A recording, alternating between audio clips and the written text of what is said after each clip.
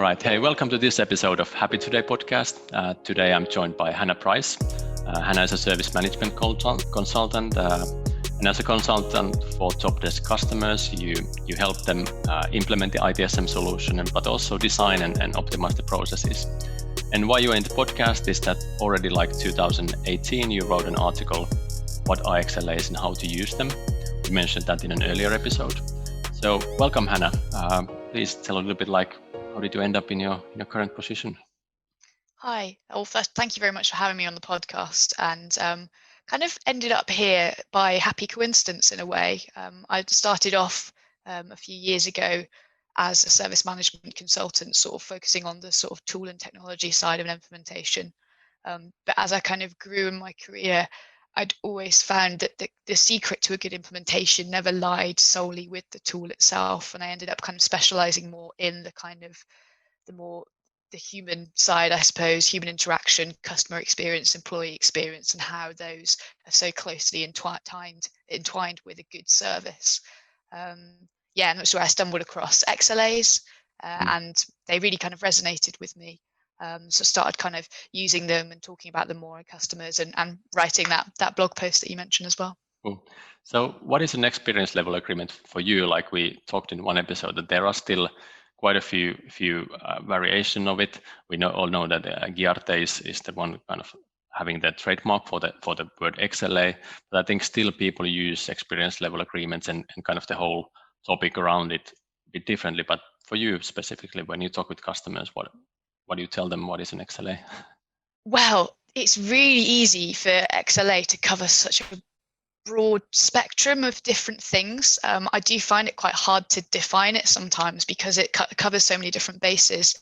And when you're talking to customers about an XLA, they could be talking about so many different things. I think for me personally, and I don't know if this is with the direction that the XLAs will head, but for me personally, because people do tend to speak about XLAs sort of either against SLAs or at least alongside SLAs, I kind of sometimes hear them defined a lot as basically the equivalent, the kind of experience equivalent of an SLA. So just like some organizations will have an SLA contract or an agreement, this is what we want to provide in terms of the service level. A lot of people kind of put XLAs into that small box as well. So it's an agreement of an experience level that we would promise to our customers. I think that's generally when people sort of first hear about XLAs, that's what they expect them to be. But then as that conversation widens and gets bigger, you do find that definition slipping further into kind of talking about the output of the service and all sorts of different things. I think if you keep it niche, it could be considered just an agreement. Although I think there is kind of a cultural and a mindset shift that sits behind XLAs that does make it quite a wider definition. Yeah, totally agree. So, and then from the SLA, like what do you think is like the one main difference from an SLA? Like if somebody asked that, what would you say? I think the big difference with SLAs is that they can easily miss the reality of a situation. And I think that's where Giarte's amazing sort of parallel that they drew with the watermelon service desk and the kind of the green SLA, and it could be red on the inside of the actual customer. I think that's the big thing with SLAs, that they can miss actually the feeling, the emotion, the experience of the customer. Whereas the XLA, I think that's its main focus. It's looking at the customer experience, and although that can sometimes be a lot less tangible and a lot less hard to measure than an SLA, because you're not dealing with, X number of time or minutes spent or uptime, that sort of thing. It's much more of a feeling and emotion. It can be harder to work with. I definitely see that with customers, but it's so much more important, I think, to look at that experience side so that you don't end up with the watermelon effect, and you've got like a much more holistic view of the service as a whole. And I saw from your article that you kind of put it the same way that we do, that because humans are not binary, they are not computers, so they do feel how it was, and there's always this saying that you kind of never remember what happened, but you remember how you felt about it. So that's why we also feel that that's really the key. And even though it's untangible, I think you said also in your article that services itself, they are kind of fluffy in a way. So Yeah, exactly. And it's funny you should mention that actually, because I heard a really funny idea the other day called the cat paradox, Okay, where I it never heard really it. no, I hadn't heard of it either. It Yeah. was really awesome because it was talking about the importance of that feeling that you have and that kind of, I suppose, emotional connection in a way, or the feeling that you have.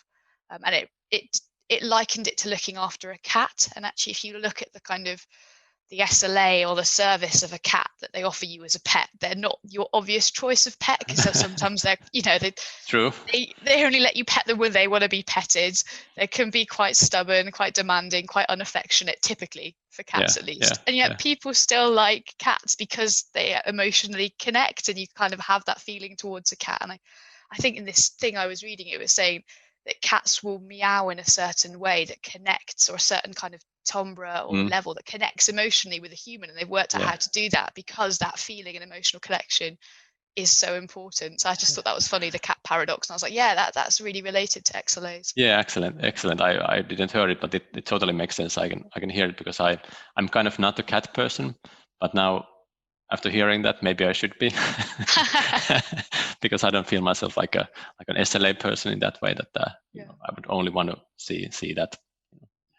All right, but hey, you wrote that a couple of years ago. So from your work with customers today, have you seen like an increase in the demand, like the questions related to this whole experience topic? So Definitely.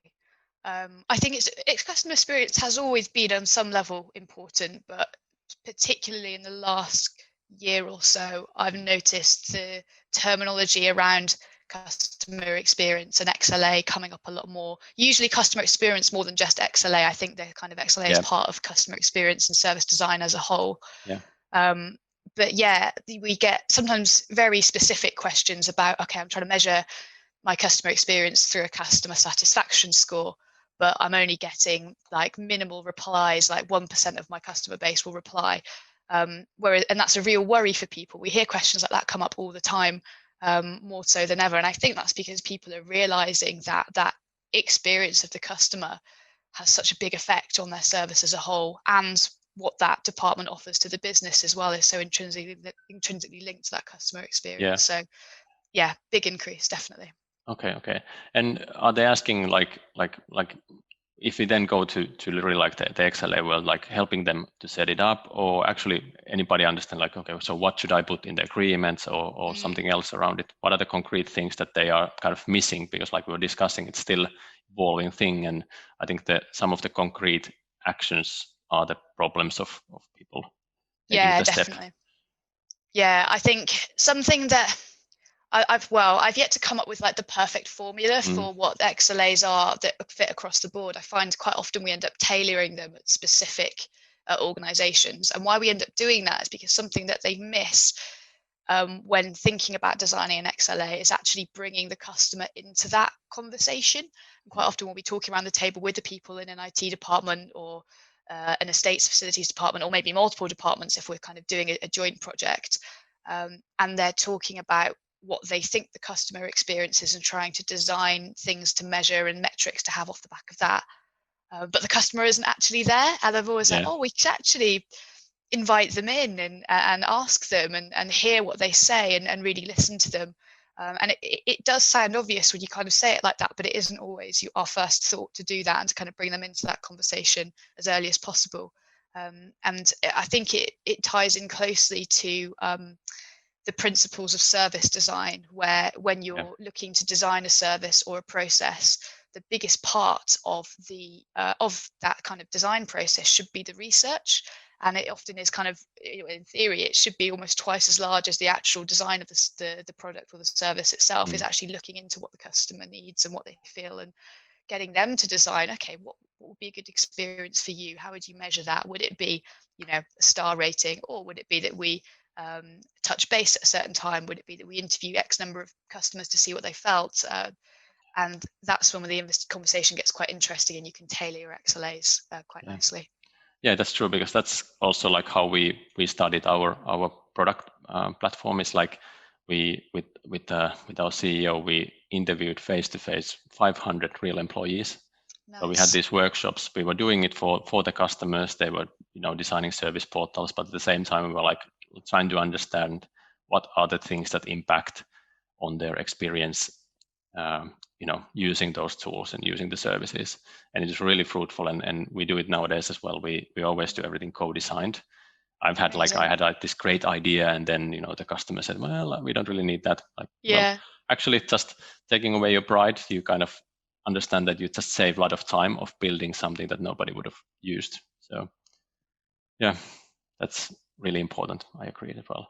And you also mentioned this kind of talking about that there could be an XLA of the customer and then an XLA of the employee, and that's also first time I kind of heard it put like that. So what's your kind of idea? Or well, this is kind of a bit of a new idea for me as well. Really, I've started exploring it recently, and why it kind of came into my mind was because I keep reading articles of research and seeing examples of customers where if an employee on the service desk, whether that's like an IT help desk or whatever service desk that it is, if they are happy and engaged, they end up being quite contagious, and like without even meaning to or trying to, they rub off on the person that they're speaking to on the end of the phone.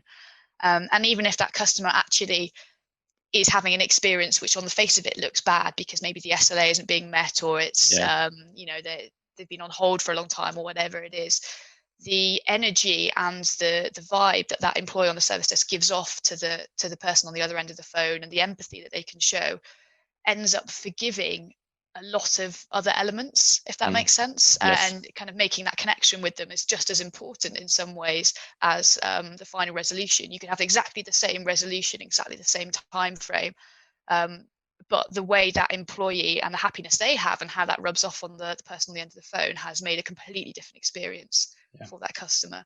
And I think it was Temkin Group, a research group, that did a really insightful study. I think they looked at 5,000 or so different organizations, and they found that in service departments where employee engagement, employee happiness was higher, customer experience was significantly higher as well. And as a kind of byproduct of that, those employees on the service desk, I think it was something like 4 or 5 times more likely to do things like go the extra mile, or do something different, or try and implement an improvement, and not just kind of close and done, solved in SLA kind of thing. I like that story because there's so many now kind of things that connect with what we have been doing. So I think I also found from MetricNet, Jeff Remberg, this graph saying that how the agent happiness correlates to the customer satisfaction. And then we have a customer, Region Midtjylland from Denmark. They do all the outsourced services for the Danish hospitals, and they started using Happy Signals. And they actually, this was just an amazing story. They said that when they started to see all the feedback in real time, and we know from our statistics that 75% of all the feedback is positive.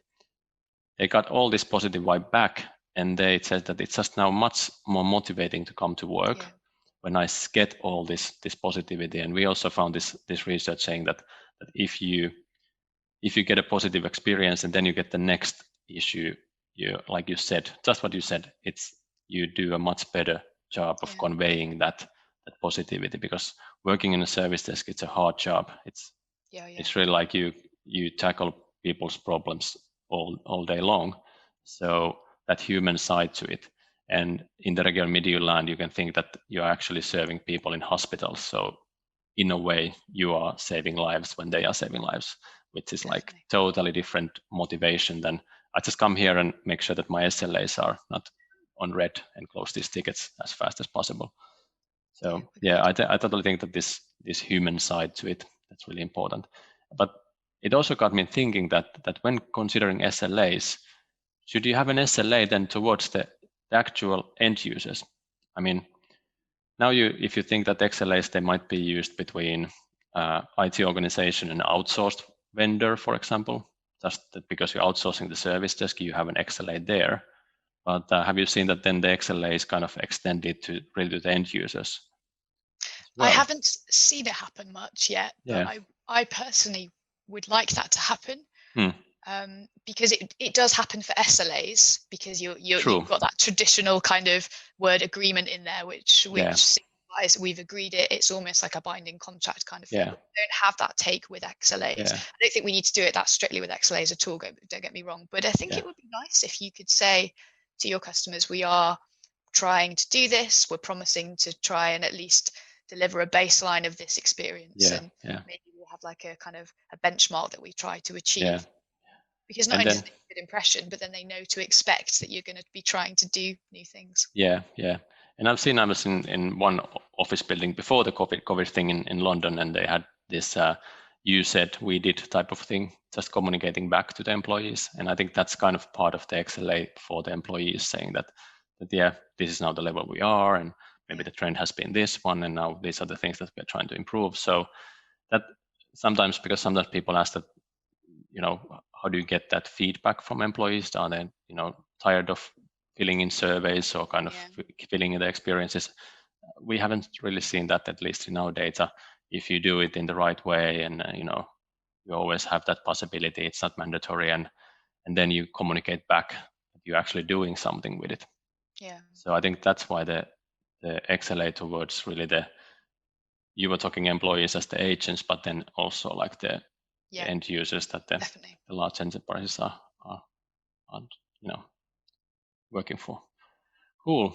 Hey, really exciting topic. I think it was great to have you here. You have an excellent insight on this whole topic, and it was inspiring listening to your stories. So if people want to maybe learn more, they want to talk about you, talk with you, then what's the best way to be in touch? Well, anyone's more than welcome to reach out to me on LinkedIn. My handle on LinkedIn is Hannah C. Price. I'd love to hear from anybody. If you want to talk about XLAs or service experience and customer experience, please get in touch. But we've also got some more resources from TOPdesk, which is where I work. If you're interested in reading a blog about XLAs, for example, head to the TOPdesk website and you can find lots there. Cool. I'll make sure that I'll get those links from you, and I'll put it to our show notes so people can now click when they are listening to this. Cool. Awesome. Thank you, Hannah. It was a pleasure. And as we say in Happy Today podcast, stay happy. You too. Thanks for having me. Thank you.